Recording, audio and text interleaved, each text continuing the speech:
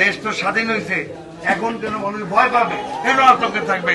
আমার মা বোনেরা বোরকা ছাড়া সারা রাত ঘুরবে।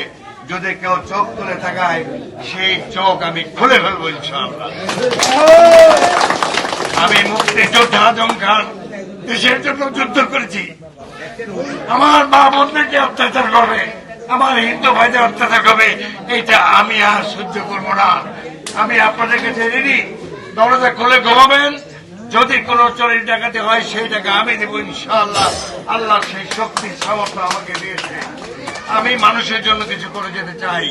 আমি বিএনপিকে সুযোগ দিয়েছি, ক্ষমতায় দিয়েছি, আওয়ামী লীগকে সুযোগ দিয়েছি, এমনকি চুমকিকে 2008 সালে আমি ভোট দিয়েছি নৌকা মার্কায়। কারণ তখন আমি যে পার্টি করতাম ওই পার্টি আওয়ামী লীগকে সমর্থন করেছিল।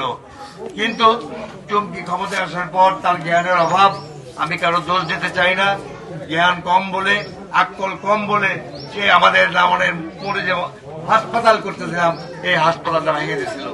এই হাসপাতাল থাকলে এখানে 500 লোক চাকরি করতে পারতো, কত ক্ষতি আমাদের করছে দেখেন। কাজেই আর সেই রূপগঞ্জের তুমুলিয়ার লোককে এমপি বানায়া আমরা আর কষ্ট করতে রাজি না। বাংলাদেশের ক্ষমতায় যে আসুক ইনশাল্লাহ আপনাদের আজম খান সব সময় বাঘের বাচ্চার মতো মাথা তুলে দাঁড়িয়ে থাকবে। কারণ আমি সততা চলি, সততার শক্তি সবচেয়ে বড় শক্তি। আর ধর্ম মানে কি, আমি মন্দিরেও বলে গেছিলাম, ধর্ম মানে সত্য কথা বলা, ধর্ম মানে মা বাবার সেবা করা, ধর্ম মানে পাড়া প্রতিবেশী বিপদে পড়লে ঝাঁপায়া পড়া। আর আপনাদের ইলেকশনের সময় এগুলি বলতে হয় না, মনে হয় যেন ভোটের জন্য এটা করতেছি। আপনাদের মন্দির যে পোড়াই দিয়েছিল আমি আসছিলাম, পুলিশ সঙ্গে সঙ্গে পুলিশ নিয়ে আমি আসছিলাম। ঠিক এরকম আপনাদের কোনো অন্যায় করলে সঙ্গে সঙ্গে আর্মি চলে আসবে। আমাদের দল সেনাবাহিনীর 6 লক্ষ লোক আছে যারা অবশ্যই। সেভুরি বিরিয়ানি মশলা, কিছু স্বাদ স্মৃতিকে ফিরিয়ে আনে। প্রাপ্ত সারা বাংলাদেশে এই দলের নাম জনতার দল, আপনাদের দল। এই দলে যারা থাকবে তাদের কোনদিন পালাইতে হবে না। বিএনপি এরা মনে করছে যে ক্ষমতায় এসে পড়ছি, 2 বছর লুটপাট করছে, চাঁদাবাজি করছে, হিন্দু ভাইদের নামে মামলা দিতে, মুসলমান ভাইদের নামে মামলা দিয়ে পুলিশের কাছে টাকা খাইছে। আমি পুলিশের ওসিকে বলে দিচ্ছি, এসপি কে বলে দিচ্ছি, কোন লোককে যদি 12 তারিখের আগে স্পেসিফিক ক্রমে অ্যারেস্ট করা হয় থানা আমি তালা লাগাই দিব থানায়। কালীগঞ্জে মিটিং করে বলে আসছি।